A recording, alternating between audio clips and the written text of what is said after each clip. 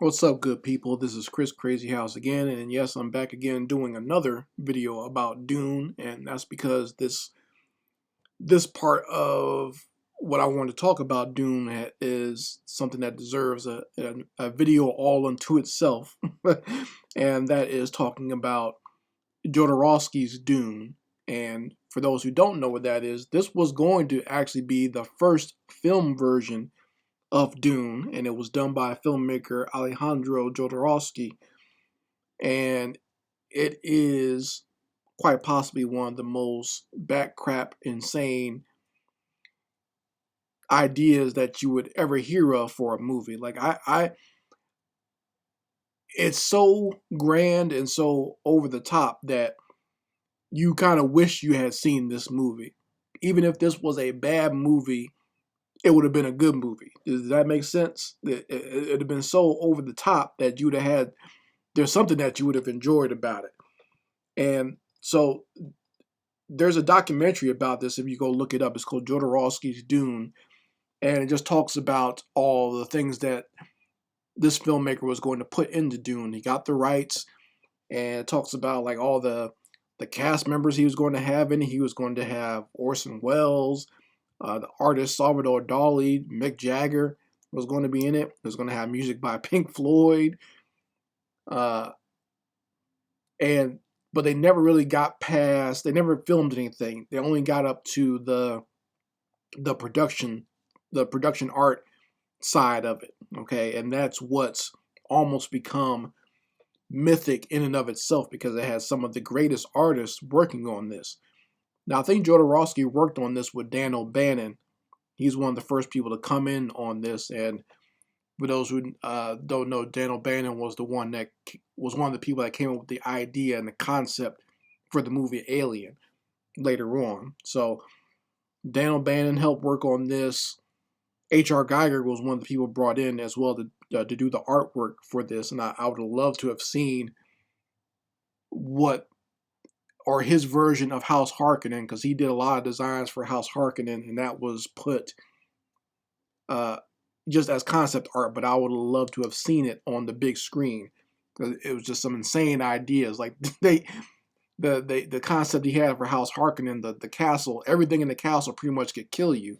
It almost looked and sounded like a video game, like a platform video game, even before its time, because obviously this concept and this art was designed back in the late 70s, so it was not the same as, well, this was not the time of platform video games, but if you listen to the concept, that's exactly what this castle sounds like.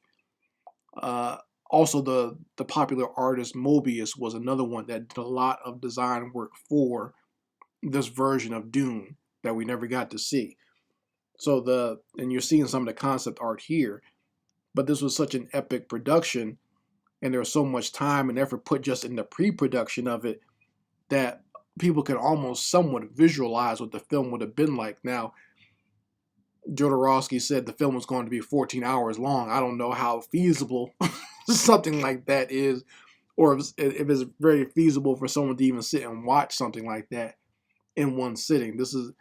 It sounds like the ultimate acid trip, or something that you would trip off of mushrooms, and that's what he wanted the movie to be. He wanted to be more, this version of Dune to be more of an experience, not so much a linear film, I guess you could say. He said he wanted to be more of almost like a spiritual experience, and I can definitely say that just based on the artwork and the ideas behind it, that's exactly what it would have been. It would have been like just watching a long acid trip or a bad weed trip.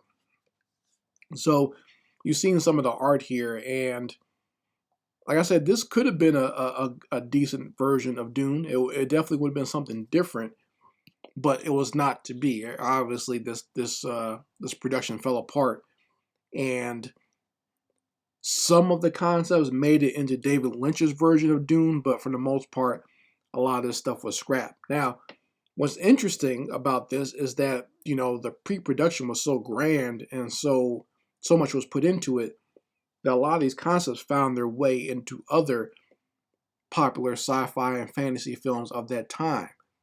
So some of the stuff that wasn't used for this found its way into Alien. Like I said, they had H.R. Geiger working on this version of Dune, and so a lot of his design and concepts moved right on into what became the Alien universe, as far as like designing the xenomorph and the space jockey and things like that. Like a lot of those concepts and his ideas from his Necronomicon art gallery kind of moved on into Alien.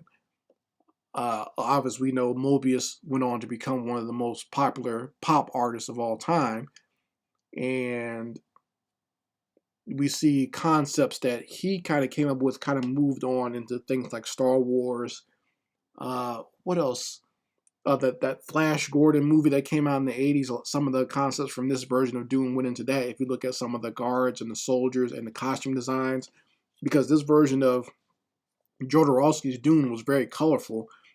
So if you watch that Flash Gordon movie, you can see a lot of that in there. And there are a lot of like Star Wars and fantasy and space knockoffs films that came during that time, during the early 80s, that you can see where they had been in Hollywood and kind of seen some of this concept art and these concept designs for Jodorowsky's Dune, and they kind of used it for their own films. So there's some things that were good, like Roger Corman borrowed a lot of that stuff too. So that's what I'm saying. It's one of those Hollywood stories where you always wonder what could have been, but even so, like the pre-production was so grand and they had so many great artists involved in it that it still permeated Hollywood just based on its scale.